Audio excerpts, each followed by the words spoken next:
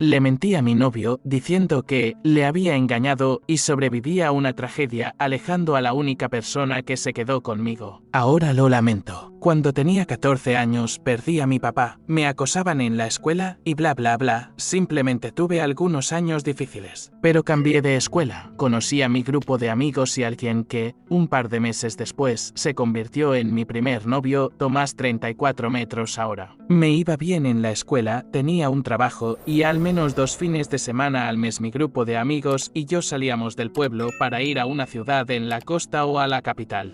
A solo 2 o 3 horas en coche. Soy de Argentina y íbamos a ver nuestras bandas de rock nacionales favoritas. Nos encantaba. Éramos grandes fans. Era lo más genial que se podía hacer en ese entonces en mi país. Hacer pogo, empujar a la gente para llegar a la valla delantera, gritar las letras, etc. No parece importante, pero lo es. Básicamente, cuando tenía 16 años, mi grupo de amigos y yo nos dirigimos a la capital para ver una de nuestras bandas favoritas, The Rose, en un lugar llamado Cranon. No voy a explicar lo que pasó, solo diré que la mayor tragedia del rock sucedió esa noche. Hubo muchas víctimas y muchas personas que resultaron heridas. Yo terminé herida, todavía tengo una gran cicatriz en mi muslo. 2 de mis amigos más cercanos murieron esa noche. Fue un gran desastre. Nunca podré explicar lo que sentí. Recuerdo que empecé a salir todos los fines de semana. Me emborrachaba muchísimo. Evitaba hablar de ello en absoluto. Salía de la habitación cuando alguien siquiera mencionaba el tema. Seguía fingiendo que todo estaba bien, que yo estaba bien. Por si te lo preguntas, conseguir alcohol en América Latina siendo menor de edad no es difícil, mucho menos en un pueblo pequeño. Además, soy de un pueblo donde, por alguna razón, también salimos los jueves y en América Latina solemos salir de los clubes y fiestas alrededor de las 6 a.m. Los viernes llegaba borracha a la escuela, pero eso era común, así que nadie se daba cuenta. Tomás estaba ahí apoyándome en todo, esforzándose por sacarme una sonrisa cada día, tratando de que me abriera, pero sin presionarme demasiado. Me abrazaba cuando lo necesitaba y, bueno, nuestra relación se fortaleció a pesar de que yo me hundía más en un agujero oscuro. Cuando nos graduamos, nos mudamos a la misma ciudad para seguir estudiando y decidí que era hora de cortar el cordón. Conseguí un trabajo de medio tiempo y me esforcé por obtener las mejores calificaciones.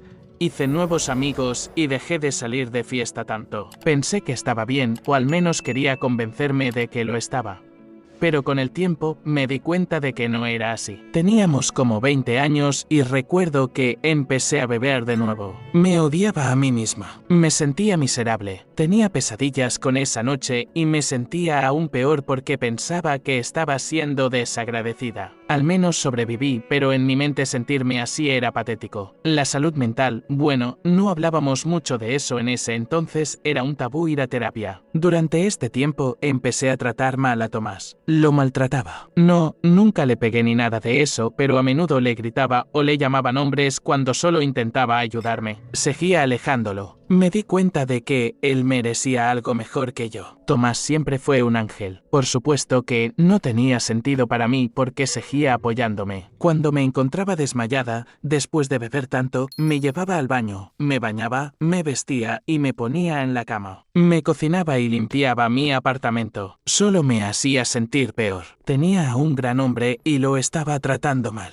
Simplemente merecía algo mejor que yo. Intenté decirle que necesitábamos romper, pero él se negó. Tomás se negó y me dijo que se quedaría a mi lado sin importar qué, pero yo solo empeoraba y sentía que lo iba a arrastrar conmigo y no podía soportar la idea de verlo conmigo. Así que, después de pensarlo, tomé una decisión. Hice lo único que sabía que él no perdonaría. Bueno, le dije que lo había hecho. Le dije que le había engañado con un chico de mi trabajo, un amigo del que él estaba celoso. Estaba molesto, confundido, enojado, triste y se sintió traicionado, por supuesto. Fue desgarrador verlo así, pero sabía que era necesario. Él estaba mucho mejor sin mí. Yo solo era un peso muerto en ese entonces de todos modos. Se fue. Simplemente no lo volví a ver después de eso. Tampoco lo llamé ni lo busqué, aunque quería hacerlo. Después de graduarme, conseguí un trabajo a tiempo completo y me cansé de sentirme miserable. Mi mamá me puso en en contacto con otros sobrevivientes. Voy a aclarar que muchos sobrevivientes se habían suicidado o lo habían intentado. La mayoría de nosotros terminamos con serios problemas de salud mental, como puedes ver. Y ellos terminaron convenciéndome de empezar terapia. Dejé de beber para siempre y, bueno, todo fue realmente difícil. Finalmente dejé de evitar la realidad y enfrenté mis problemas, aceptando que necesitaba ayuda. Todo el proceso de abrirme fue difícil, pero valió la pena. Son incontables las noches en las que solo miraba el teléfono preguntándome si debería llamar a Tomás o no. Quería llamarlo, decirle que le había mentido, disculparme por todo y agradecerle por todo lo que hizo por mí. Debo decir que Tomás llamó para ver cómo estaba unas cuantas veces,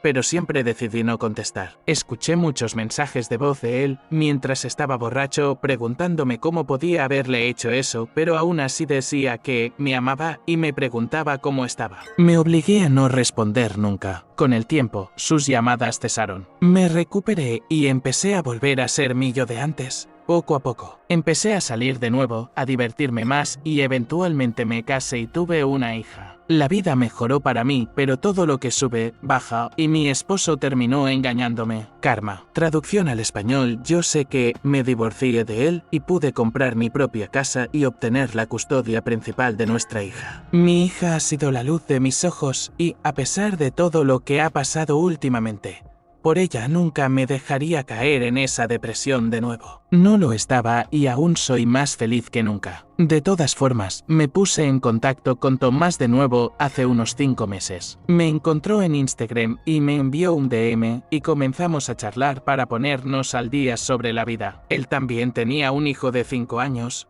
pero no está con su madre. Fue producto de una cosa de una noche y tienen una buena relación de coparentalidad. Lo tiene 2 semanas al mes. La cosa es que comenzamos a vernos de nuevo solo como amigos al principio, pero luego empezamos a tener encuentros románticos. Salíamos en citas, pero nunca hablamos sobre la infidelidad. Finalmente, confesé que mis sentimientos por él habían vuelto. Tomás me dijo que sentía lo mismo, pero no estaba seguro de empezar algo de nuevo con alguien que había engañado. Fue entonces cuando finalmente decidí abrirme sobre lo que sucedió en el pasado, sobre cómo me sentía y cómo no quería arrastrarlo conmigo, por eso elegí mentirle sobre engañarlo. Tomás estaba impactado, se enfadó y recuerdo cómo se fue. Me llamó más tarde y me dijo que no debería haberle mentido sobre algo como la infidelidad, que debería haberle dicho que ya no quería estar con él. Le expliqué de nuevo mi lado y le dije que prefería que pensara muy mal de mí, que estuviera realmente triste por un tiempo, pero que eventualmente siguiera adelante, en lugar de arrastrarlo conmigo a mi agujero oscuro. Solo me dijo que era un adulto que podía tomar sus propias decisiones y que solo quería estar allí para mí. Le dije que no me arrepentía de lo que hice, pero me disculpé por lastimarlo y colgó. No hemos hablado desde entonces. Me llamó ayer, pero no contesté. No estaba lista para hablar con él aún. He estado procesando toda esta información. A pesar de no ser la mejor manera,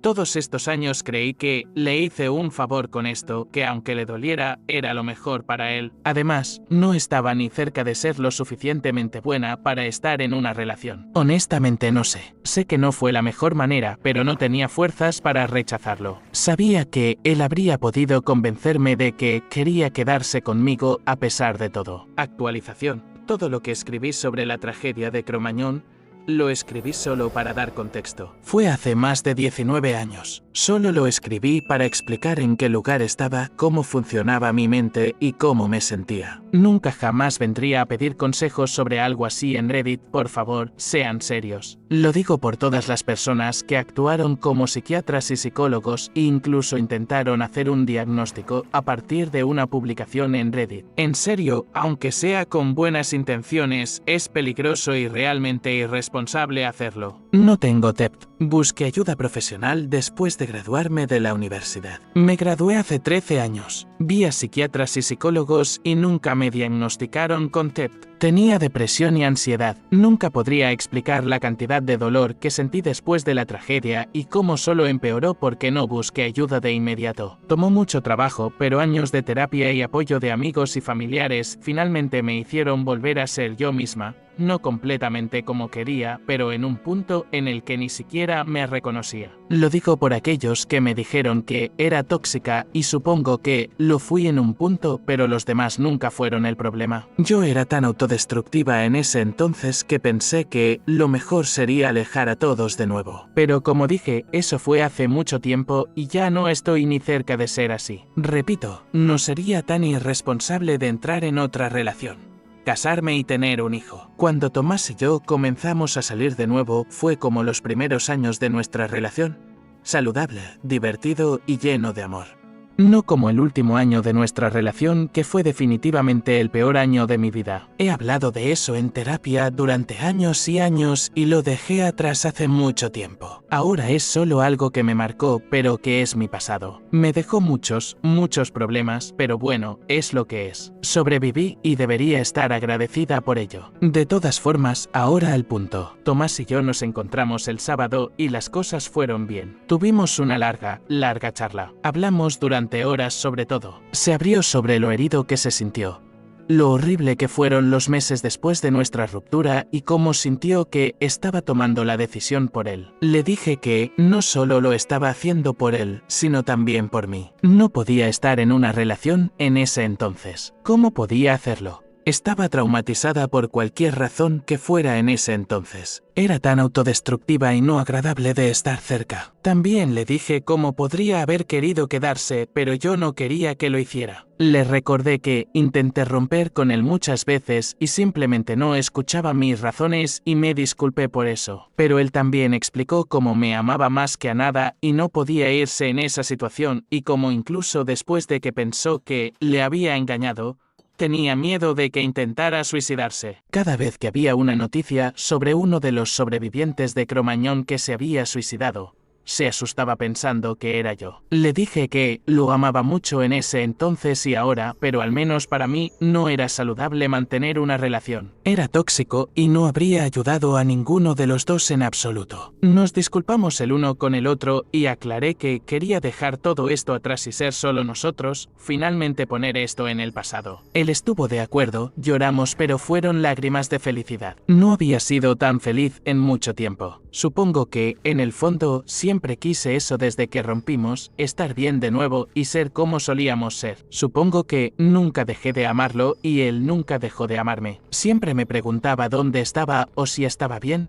Me preguntaba qué habría pasado si las cosas hubieran sido diferentes. Pero ahora no tengo que preguntármelo más porque estamos juntos ahora y eso es todo lo que importa.